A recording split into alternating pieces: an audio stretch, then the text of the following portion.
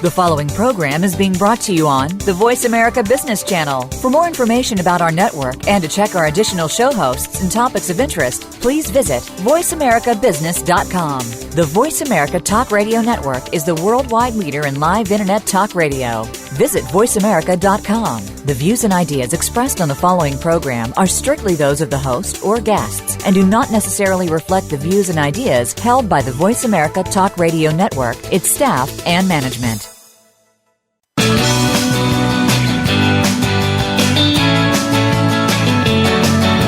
In the past few years, we've heard the term free agents and been told we would all need to become one in order to succeed. The recent economic structures have helped to promote this concept as reality. Where do we get the tools to take control of our career path in the present and future? Welcome to The Career Confidant with your host, Marie Zimenoff. Marie and her guest experts are here to provide you with the tools you need to move forward and achieve your career goals. Now, here is Marie Zimenoff. Welcome to the Career Confidant, and thank you for joining us today. We are here to give you the tools and resources that you need to make yourself a better employee, better leader, take control of your own career path, whether that means moving up where you are or moving out on your own. Today we're going to be talking about a perhaps relevant, timely topic in terms of leadership. And leadership is a challenge in that a lot of us who may not be in quote-unquote leadership roles don't often think of ourselves as leaders. But of course we know that if we want to get additional responsibilities, even if it doesn't mean moving up into a quote-unquote management role, we have to have some leadership traits and be able to lead where we are, lead ourselves, be seen as a leader among our peers to win those opportunities that we really want, no matter what they look like. So as we think about ourselves being a good leader, and perhaps we're thinking about moving to another company, or even we're unemployed and need to be searching for a job, leadership traits and leadership skills help us in all of those efforts. So today we're going to be talking about a rather timely leadership topic in terms of diversity and being able to lead diversity, to be culturally aware, perhaps, in how we lead others, and to understand the biases that impact our ability to be a good leader of whoever it is that we are interacting with, customers, coworkers, or perhaps if you're a supervisor, some direct and indirect reports, if you're actually a manager. So why is this so important? What are the reasons that we need diversity? Because I think sometimes we can get caught up in thinking that it's all about being cool or being seen as a good person. And those might be good reasons to be culturally aware and to be a good leader in terms of leading a diverse team. But there are some very tangible business benefits to being good with diversity. So in the recent past, or maybe further back in the past, there was the idea of affirmative action, where people maybe had a goal in terms of women or minorities. And most of that has gone away, partially because we realize that diversity is important for many more reasons, and that diversity means a lot of different things, some of which we can measure and some of which we can't. So why do we care about diversity? The first one, of course, is just that our teams are going to be diverse, whether we want it or not. Unless we happen to live in a bubble, we're going to naturally have diversity on our team and need to be able to handle that, to lead a diverse team and to be able to bring a group of diverse people together. The other is perhaps a little bit more business focused, that innovation in and of itself is doing something different or building on something different to achieve a new process, using a new method to solve a problem. Innovation requires some kind of new thinking or ability to apply new ideas. It requires something new. And if we are only hiring people who are like us, or if we only listen to people who are like us, in time, we will not have any innovation. We'll be trying to do the same things over and over again and get different results, which of course we know is the definition of insanity. So to be able to do new things, to be able to be effective as an employee and as a leader, we have to be open to new ideas, which are going to come from having some kind of diversity on our team, although it may not always be the type of diversity that people are talking about when they talk about affirmative action and inclusion and all of those important things. Diversity of thought, diversity of opinion, diversity of background, perspective, all of those types of diversity are going to be important when we go to create innovation in our team, in our company, in our sector, in our industry. If we want to be a leader in that industry, it's going to require some innovation, and that innovation is going to require that diversity of thought. And on the whole, if we only have people on our team that look like us, are our same age, etc., we're not going to be able to have that diversity of thought that we need.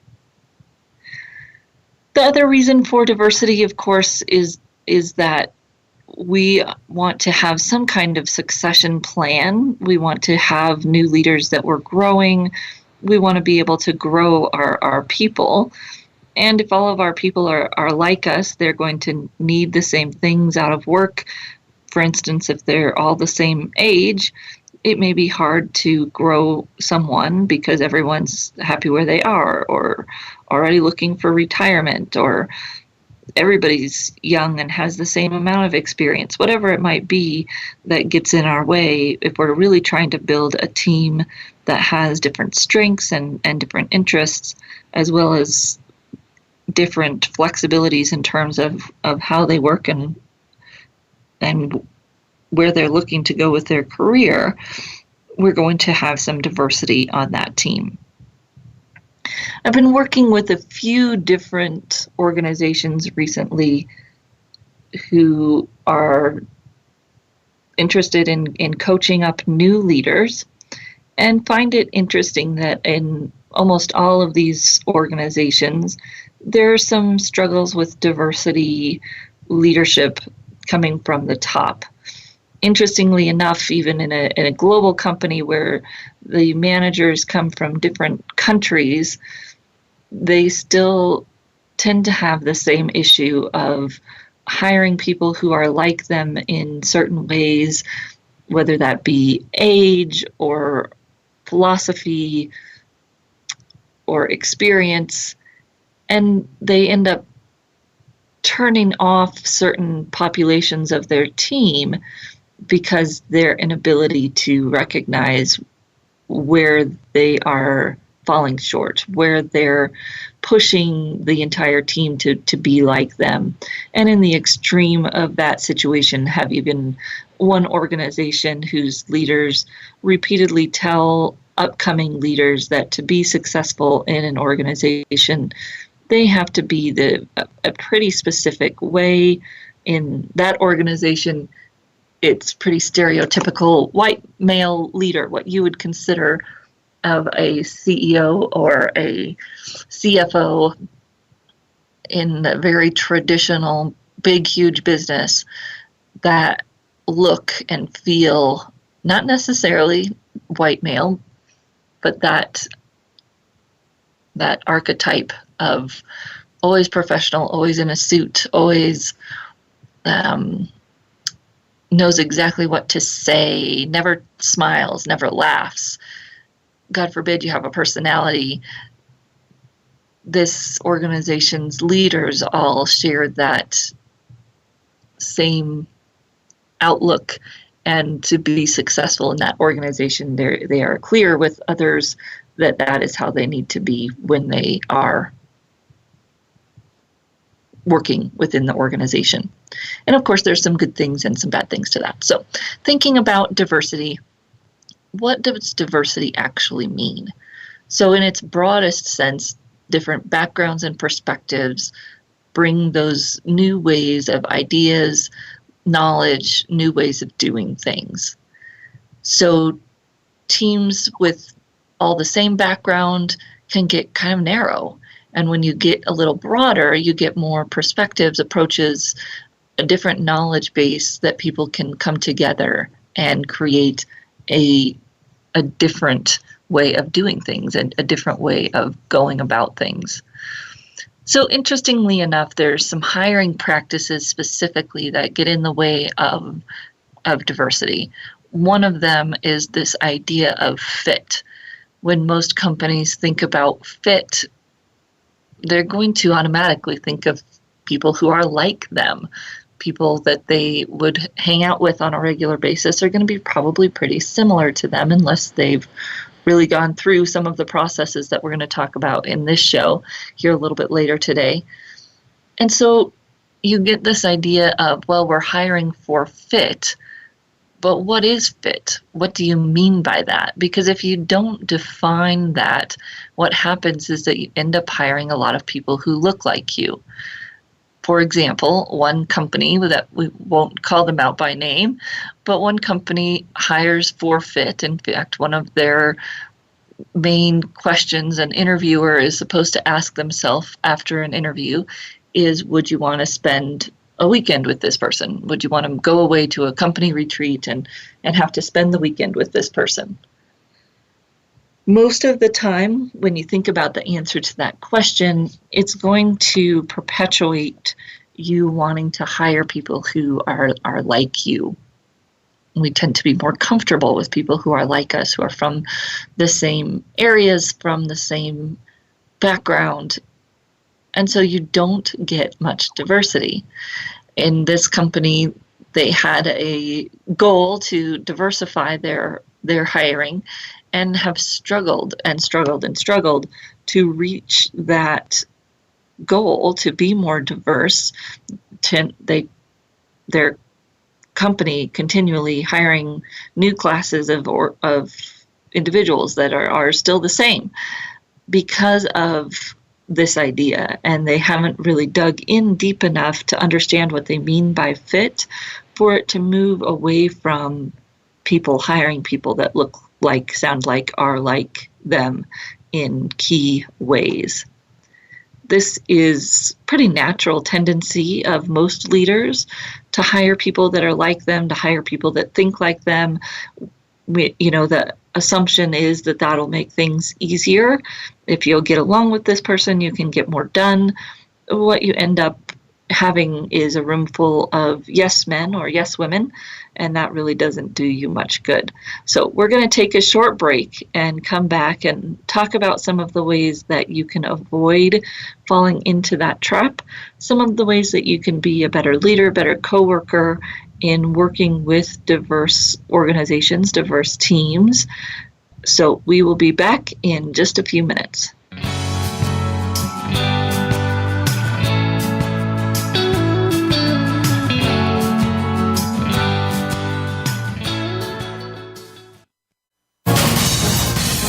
Voice America Business Network, the bottom line in business. You know that the career landscape has changed and that you need to be proactive about managing your career. You can have the foresight, skills, and confidence you need to take charge of your career and seize opportunities.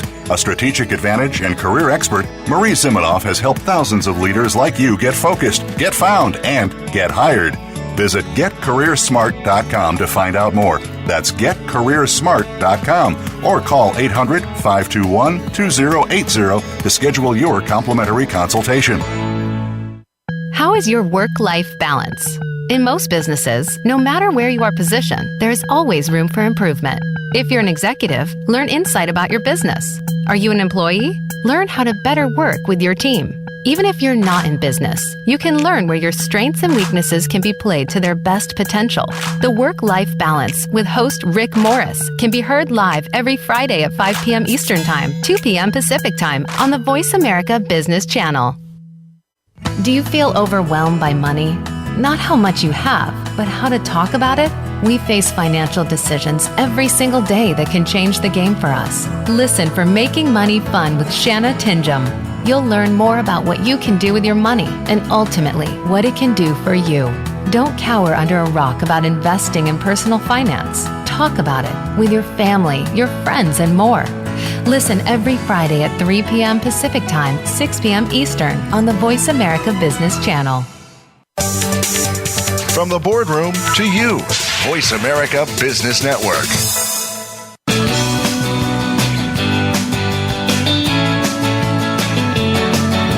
You are tuned in to The Career Confidant with Marie Zimenoff. If you have a question or comment for Marie or her guest today, please call 1-866-472-5790. That's 1-866-472-5790. You may also send an email to marie@astrategicadvantage.com. Now, back to The Career Confidant. Welcome back to the Career Confidant, and today we're talking about an important part of being a good leader, being able to lead a diverse team, being able to interact with diverse individuals, and being aware of our tendency to hire and or want to work with perhaps people that are like us in some way. Now, diversity is a very big term, and most of the time people think of it in terms of ethnicity, skin color, maybe even origin or where someone is from. There's a lot of other types of diversity and a lot of other ways that diversity gets in our way. And in fact, I think perhaps some of these get in the way even more often because perhaps they're a little bit more covert. So thinking about gender, religion, national origin, which we talked about, age, which is a big one. We'll talk more about that today. Physical and cognitive capability. So are you in a wheelchair? Do you walk with a cane? Sexual orientation, of course, is a big one these days, especially in the US. And all of the different ways that people might be different than us. And all of the different types of diversity that we can have within a team, socioeconomic status, that's a big one for the company I was talking about earlier who's struggling with diversity. If you tend to have a lot of rich kids coming into your company and hiring kids right out of school, they're going to seem to all think alike, even if they have some other diverse areas from culture or gender or even ethnicity. So the idea of diversity is a challenging topic for most people. And I held a session this weekend for a different group, and we were talking about diversity. And I had them be mean on purpose about another age group. It's a little easier, a little safer perhaps than some of the other ways we can think about diversity. So their task was to brainstorm all of the reasons that they've heard or that they see in the media or whatever it might be that someone would not want to hire a millennial. And I must read too many articles because I see them all the time, all the reasons that millennials are horrible employees, right? They're entitled, they are not loyal, they don't want to work normal hours, they want flexibility, whatever it is. And of course, that's not true about everyone, and that's not necessarily what any of us think. And it's helpful to think about what those fears are or what those biases are that people might be harboring. Same thing they had to do about Generation X, which was a little harder just because nobody ever talks about Gen X. And then they had to do it for baby boomers, 50 plus, 55 plus. Of course, you can think of the reasons that You might hear people say they don't want to hire that age group because they're on their way out, they're going to retire, they don't have as much energy, they want to vacation all the time, whatever it is. Again, true or not true. And the idea of this activity was to help individuals uncover their own implicit or unconscious bias. And implicit or unconscious bias are those things that affect our decisions and our way of thinking without us really knowing it or without us really thinking about it. So unconscious biases, attitudes, or stereotypes that affect understanding, actions, and decisions in an unconscious manner. And of course, these things are necessary in some way. They're not negative in and of themselves. We need to be able to think about a group of people as a group to simplify our thinking, to even create good things for them. We might think about them as a group, create a program or whatever it might be. And stereotypes date back to the caveman days when we had to quickly categorize a person or thing to survive. So we know that we have these biases, we know we have these stereotypes, and typically they come from ignorance. And I don't want you to have a negative connotation with that word. It's simply a lack of interaction, lack of understanding, lack of ability to really dig into the individual versus the group. Knowing that our understanding of the group is somewhat important, how do we get past that when we need to? So here are some examples of unconscious bias at work. It turns out that 30% of CEOs of American companies, 30% of CEOs of American companies are over 6'2". They're males. Male CEOs, 30% of them are over 6'2". Only 3.9% of adult American men are that tall. So there's already some implicit strange bias that leaders tend to be moved up into leadership more quickly when they're tall. There is some kind of caveman belief left in our unconscious that men who are tall and strong make better leaders. That, of course, is ridiculous when we actually look at that assumption. But if we don't think about it, it just turns out that that's the way it goes. Salaries of blonde women are 7% higher than those of women who are brunettes or redheads. Interesting, because you would almost think the opposite with all of the blonde jokes, but it turns out that blondes do have more fun and they make more money, 7% more. So when we think about unconscious bias, this is how it impacts us, that we make decisions when we don't think about it, or we consider that we make assumptions if we're not aware of what our unconscious bias is. Now, unconscious bias tends to fall in different areas than we might think. We don't tend to have as many unconscious biases about ethnicity. They tend to be most often around, well, skin color, gender, and age, of course.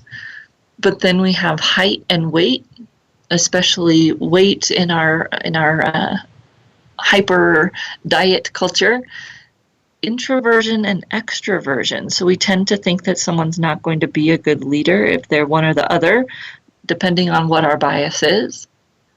Marital and parental status. You've seen that made fun of in movies where men especially will get married so that they will be thought of more highly for a promotion.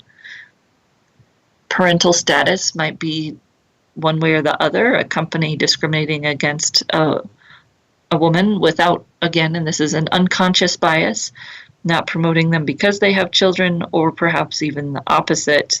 If the leadership believes that women should have children, they might be discriminated against for the opposite reason. Ability, and this is very unconscious usually, because we know that we should think of someone who's in a wheelchair or using a cane as equal to everyone else, but a lot of us have a deep unconscious bias around some of those issues. Foreign accent. So if you hear someone on the phone, and you might hear older people in your family say this more often, I couldn't even understand what they were saying. And there's a bias that person is not intelligent because you couldn't understand what they're saying. Where someone attended college. So in certain areas of the country, certain colleges mean more than others. Is that true? Hobbies or extracurricular activities maybe somewhere. So those were some of the areas identified by a SHRM article as where we have that unconscious bias. The hard thing about unconscious bias is really the only way to stop yourself from doing that is to get real. Get real with yourself and be able to recognize that you have the bias.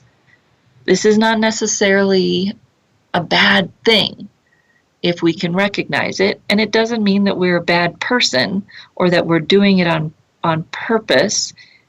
That's why it's unconscious. They're created from decades and generations of programming within our family, within our area of the country, within our country, around what we think of people who have these types of differences from us, our people, the people who are like us. There is an implicit bias test that you can take. Harvard created an implicit bias test, and they found that 75% of people have some kind of bias. So chances are that you have some kind of bias. And to be a good leader, we want to know what those biases are. This is why most companies, when they have a leadership program, a lot of the leadership program is focused on helping you introspect. They're doing assessments around your work style, your beliefs, your leadership style, your strengths. Because the more we get to know about ourselves, the easier it will be for us to recognize when we have these biases and to operate consciously in making our decisions instead of letting these unconscious bias come in and mess around with how we're making our decisions. So Harvard has that implicit bias test, and then there's also a website called understandingprejudice.org, and it has an implicit association test. So help you identify where you're associating good or bad with, and it looks at race and gender. So two big areas for us to look at. And, politics aside, it is interesting to look at from a diversity lens, from a bias lens, the conversations and the different ways that things are happening with our political landscape, of course, being one of the first female presidential candidates from a major party, and how that is being handled and how it's kind of testing the gender bias of so many of our mainstream media and even perhaps us ourselves. We're not used to thinking or talking about a female in that role, and how that comes about and how it looks is quite interesting if you look at it from a diversity lens and put your politics aside. So we're going to take a short break, come back and talk about how you can overcome this unconscious bias so that you can be more thoughtful, introspective, and deliberate in how you make your decisions as a leader and interact with your team. We'll be right back in just a few minutes.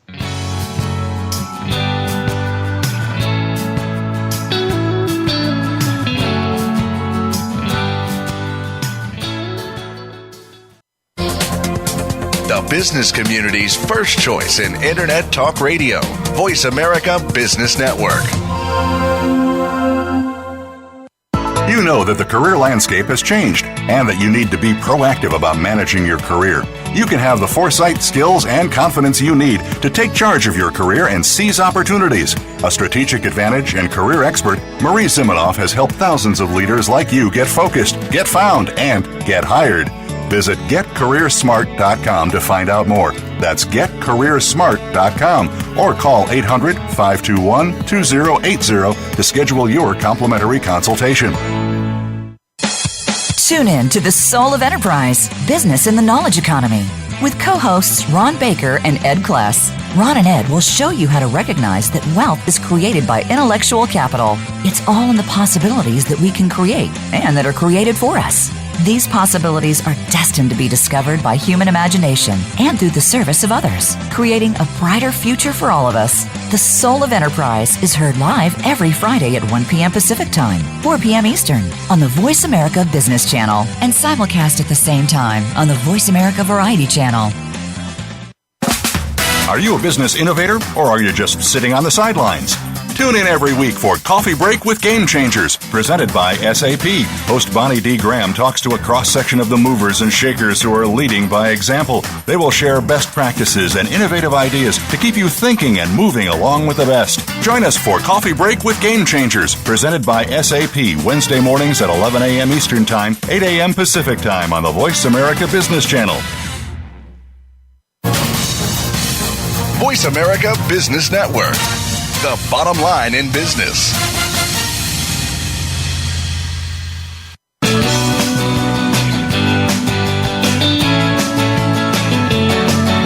You are tuned in to The Career Confidant with Marie Zimenoff. If you have a question or comment for Marie or her guest today, please call 1-866-472-5790. That's 1-866-472-5790. You may also send an email to marie@astrategicadvantage.com. Now, back to The Career Confidant. Welcome back to the Career Confidant. And today we're talking about diversity and really the importance of understanding our own biases or perhaps even just blind spots when it comes to diversity and being able to work with others who come from diverse age groups, diverse gender, diverse backgrounds, ethnicities, skin color, country of origin, whatever it might be. Our world is getting more and more diverse, but that doesn't mean that we necessarily have the skills to deal with that unless we think about some of these things.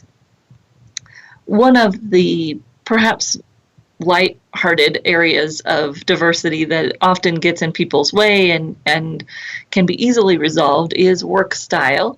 And even when it comes to work style, we tend to have very big unconscious bias. So a few ways that this plays out. You have that person in your office who is just loves the task, right? Loves the task, loves the calendar, is a perfect project manager because they can track those tasks. They're always on top of it. They always have it done on time. And that is very important to them. Then you have that person in your office who's always rushing to get things done, who's doing things at the last minute. And of course, the name calling begins, right? You have the rush person calling the other person anal retentive, overly structured, whatever it might be. And then that person is in turn calling your rush at the last minute person a procrastinator, that they're disorganized, or perhaps that they're a perfectionist and that's why they never get anything done on time. And who is right in this situation? Well, really no one. And it would probably depend on your bias as to which one you identify with and therefore think that that person is right and the other person is wrong, when the truth is that these are just different work styles and different ways of organizing the world of work. The person who has a lot of structure actually gets creativity from that structure. The person who rushes at the last minute usually gets their best idea at the last minute.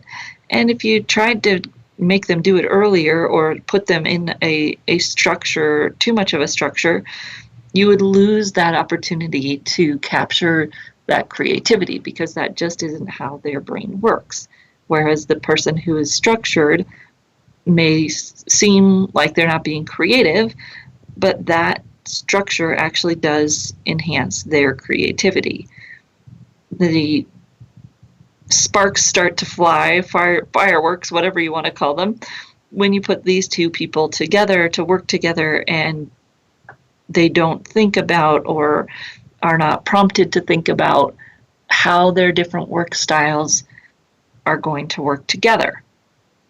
Then you just have a big clash, a big fight around how one person is right and the other person is wrong, and nothing really gets done except for bickering about why their work styles don't work together. The same thing happens in different and probably more covert ways when we look at the other aspects of diversity, whether it's age or ethnicity or country of origin. These people bring different mental models, as my friend Jon Stewart would say. They bring different mental models about how work should be done or whatever it might be. And when the other person doesn't work the way they think they should, you have the same sparks flying and total lack of productivity. If one person, or perhaps best scenario, both people are aware of their bias, then you can have a more productive conversation. If one person knows that they tend to work this way and that the other person tends to work the other way, they can work together to create a project schedule, a way of working together that works for both people, versus one person being expected to bow down to the way the other person works. I think this is the most challenging for leaders today because the philosophy of work has changed a little bit, and again, you can think it's for the best or the worst, but the idea of, my way or the highway is definitely not as popular as it used to be. I question if it was ever very effective, because in my experience, very few people operate well under my way or the highway kind of thinking, but it's definitely less popular than it used to be and less effective as a leadership strategy than it used to be. And so if we're not thinking as leaders about how to best work with our team members, if we're not consciously addressing their work style in some way, we're going to have lots of unproductivity, because they're not just going to fall in line and do it the way we said to do it because that's the way we said to do it. And even if they do, it's not going to be as effective as if we gave them some flexibility to do it in a way that works for them. Other ways that we can think about diversity here and being successful in managing diversity or thinking about our biases is first to recognize where those biases are. So that might be some kind of assessments that you've done at work. Maybe you thought the Myers-Briggs type indicator or the DISC profile that you did a few years ago at work was a waste of time. But I would encourage you to go back and look at that and think about, what does that say about how you approach work? What does it say about how others in your office approach work? And how can you be more inclusive, more conscious of those different work styles when you go to work? Because you will be judged, whether you like it or not, by other people's mental models. And if we're not aware of what those are and don't flex and ease their fears, we're going to be seen as an unproductive worker or a bad worker. So if you are, a big picture person and your boss likes you to be in the details, if you can't figure out how to flex and work better in that way, you're going to have a hard time earning that promotion. One of the other ways we can think about our biases is, who do we surround ourselves with? And therefore, in some ways, who does that leave out? So this was a CNN article talking about implicit bias, and they have you think about your 3 best friends. So thinking about your 3 best friends, and are they all similar in some way? Age, race, sex? If they are, and my guess is that there's some areas in which they're all the same, it's going to be the case, you most likely have an implicit bias against the other of whatever that is. So if all of your best friends are in your same age group, you probably have an implicit bias against the other age group. Again, this isn't a negative, it's just the way it is. I was talking to this group on Saturday, and someone said, well, but we live in an area where there aren't very many people from X, Y, or Z, aren't very many people who are Hispanic or Black. Well, that's the way it is, that's reality, and that doesn't take away the fact that you probably have an implicit bias against those people that you don't know much about, because you don't know much about them. That's just the way it's going to work. So thinking about that, who do you associate with on a daily basis? Maybe if you're an engineer, you associate mostly with engineers. That'll mean that you have an implicit bias against salespeople, marketing people.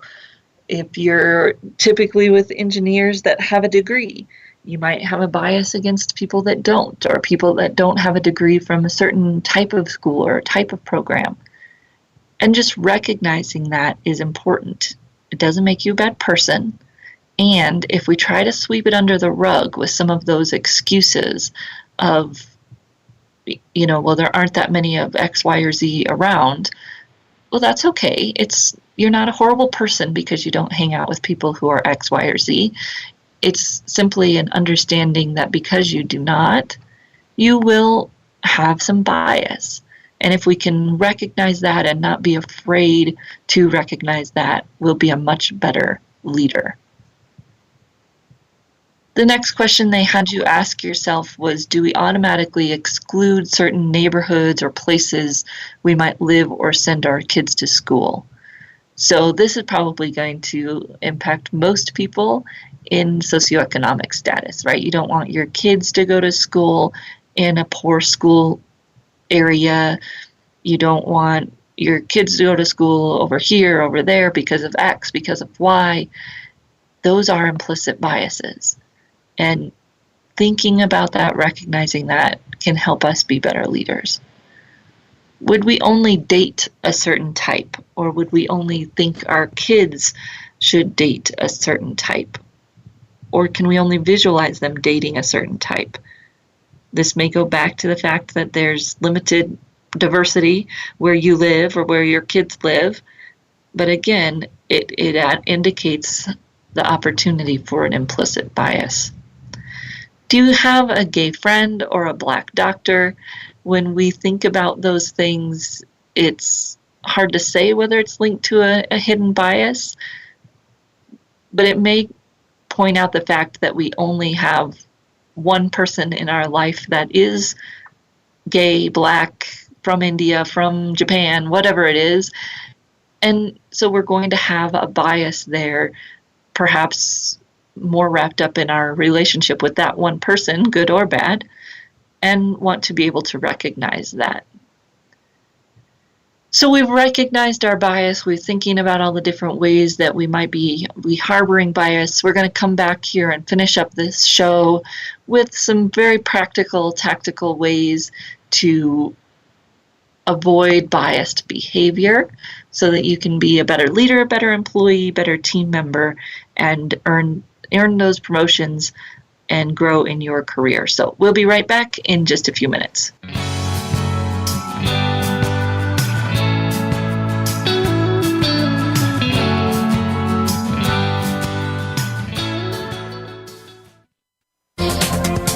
The business community's first choice in Internet Talk Radio, Voice America Business Network. You know that the career landscape has changed and that you need to be proactive about managing your career. You can have the foresight, skills, and confidence you need to take charge of your career and seize opportunities. A strategic advantage and career expert, Marie Zimenoff has helped thousands of leaders like you get focused, get found, and get hired. Visit getcareersmart.com to find out more. That's getcareersmart.com or call 800-521-2080 to schedule your complimentary consultation. We hear it and read about it every day in the news. America is heading over a fiscal cliff. Home prices are still receding and unemployment growing. How can you preserve and increase your wealth in this kind of economy? Tune in to Turning Hard Times into Good Times with host Jay Taylor. Jay will explain the decline of our monetary system and the economy and will give you winning investment ideas and the tools to protect and increase your wealth. Turning Hard Times into Good Times with Jay Taylor can be heard Tuesdays at 3 p.m. Eastern Time, 12 noon Pacific Time on the Voice America Business Channel. Does your organization lack proper leadership? We're not necessarily talking about experience, but about how to face the changing dynamic of leadership today. Sometimes the people we lead know more. Old ways don't work anymore, and the comfort zone just becomes too easy. Listen for Out of the Comfort Zone with Dr. Wanda Wallace. We'll show you how you can adapt and develop your leadership skills to today's workplace every Friday at 2 p.m. Eastern Time, 11 a.m. Pacific Time on Voice America Business. When it comes to business, you'll find the experts here. Voice America Business Network.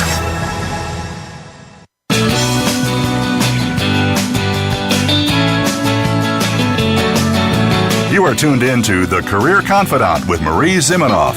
If you have a question or comment for Marie or her guest today, please call 1-866-472-5790. That's 1-866-472-5790. You may also send an email to marie@astrategicadvantage.com. Now, back to The Career Confidante.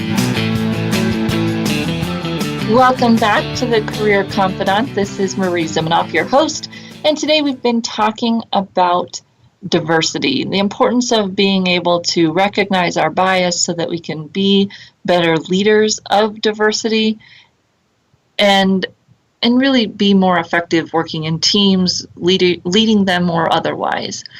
So we talked about the different types of diversity, different types of bias, and then kind of the hard work that we all have to do to uncover those areas of bias, to think about where we might be uncomfortable with people who are different than us, and to be aware of that as we're working with others, making decisions at work, especially if we're hiring or deciding who we're going to bring on our team to do something.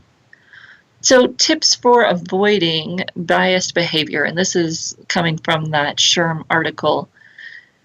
Increase purposeful mentoring and coaching. So sponsoring people who are not like you, mentoring people who are not like you, or seeking out mentors of people who are not like you.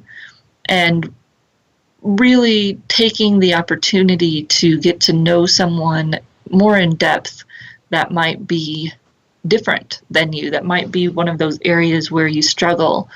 So if you find yourself continually buying into what's said about millennials, go out there and mentor someone who's a millennial and build that relationship and see who they are, what they stand for. That may help break down some of those barriers that you have in your mind about who those people as a group are. Be proactive about recognizing people's different capabilities.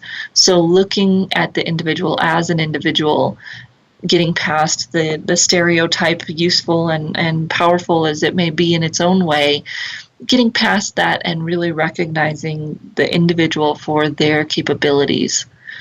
And if you can think about how you might grow those strengths, the power of, as you know, one of my favorite things is strengths. The power of knowing someone's strengths is that then we can use those and search out opportunities for them to use those strengths and really not focus in on what we might see as the weaknesses or the differences, especially because some of those weaknesses are going to be the brainchild of our bias, not reality. Whenever you think of someone and you think of their weakness, there's most likely a hidden bias wrapped into that weakness. So if we can focus on their strengths and help them build their strengths, we can avoid some of that. Consistently seek out those people that seem like outsiders or the people who are new, and take steps to address the situation. So the presentation I was doing this last weekend on diversity was for a membership organization who's trying to increase members. And boy, one of your biggest issues with getting diversity in membership or even in hiring is that if you have an individual who you're trying to recruit and there's no one that looks like them on the team, you have to go above and beyond to help them feel included. My diversity work started way back when I worked at Colorado State in their engineering, and as you can imagine, not very many females or people from different ethnicities are represented in engineering, and that was part of the challenge, was helping find people from the beginning to help these people who are coming feel welcome, even though there weren't people there that looked like them. So our first African American student, graduate student, or at least the first one in years when I had been there, it was a challenge to get past the implicit bias that some of the individuals held, and it was a challenge to help that person feel like they belonged on campus when the campus didn't have a very high diversity and the department had very low diversity. Establishing measurable interview criteria. So if you find yourself talking about quote unquote fit, define that further. What do you mean by that? Because when you leave it too open-ended, what it will start to look like is people who look like you. Get more specific around if you are selecting people for positions or projects. What do you mean by fit? How can you make that criteria more specific? Set reasonable parameters around the nature and amount of help you will offer to special connections. So obviously we don't want anyone thinking that we're playing favorites or trying to recruit someone who looks like X, Y, or Z above any other criteria. Those things make everyone mad and can degrade what we're trying to do. Attending professional affinity group meetings and inclusiveness events to really understand diversity. So don't shy away from those opportunities to talk about diversity. Don't think that you've got it all figured out. You know, the whole adage of I don't see color really gets in the way of recognizing our implicit bias. You're sweeping it under the rug when you say things like that. We know what you really mean to say, and the intent behind it can be good. And yet we really want to make sure that we're not using that as a veil to not explore our hidden biases. And if you go to one of those affinity groups, you know, tell people that you're looking to be a better ally. If you're white and you walk into the Hispanic Employee Association or whatever it might be, they will welcome that you want to be a better ally, you want to be able to understand how to be a better ally. Evaluate your actions. So introspection. Why do you make the decisions you make? Why do you think the things you think about people? Are there biases that are driving those decisions? Being aware of them can help you smoke them out. Seek out regular feedback. So be open to feedback from others, especially those whom you work with, around how your interactions with different groups may or may not be effective. So as we're thinking about diversity and how to work better with diverse groups, this is a challenging area because it requires us to let go of the perfectionist ideals, to let go of the niceties, and to really, even if it's just within ourselves, which is the best place for it, understand where our biases are and acknowledge them, not be afraid of them or run away from it. Acknowledge it and challenge ourselves to think differently, to learn more about the other group, to continue to be open-minded and let that person be a person first and an individual first, and learn about them. And really that takes more time than we like to do sometimes, to really get to know an individual and judge them based on their individual achievements, skills, qualifications, experience, rather than by where they went to school, what age they are, what sex they are, where they grew up, how much money they have, and all of those other things that work their way into our decision making in an unconscious manner.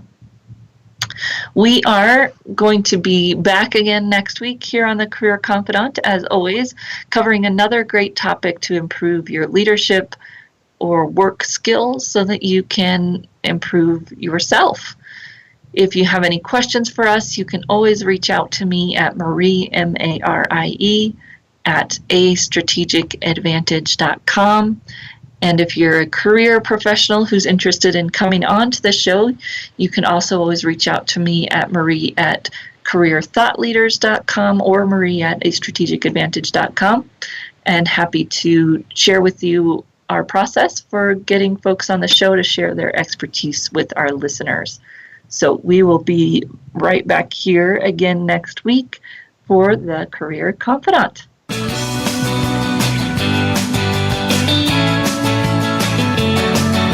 Thank you for listening to The Career Confidant. Marie Zimenoff will return again with another terrific guest next Monday at 6 p.m. Eastern Time, 3 p.m. Pacific on the Voice America Business Channel. Be sure to join us then.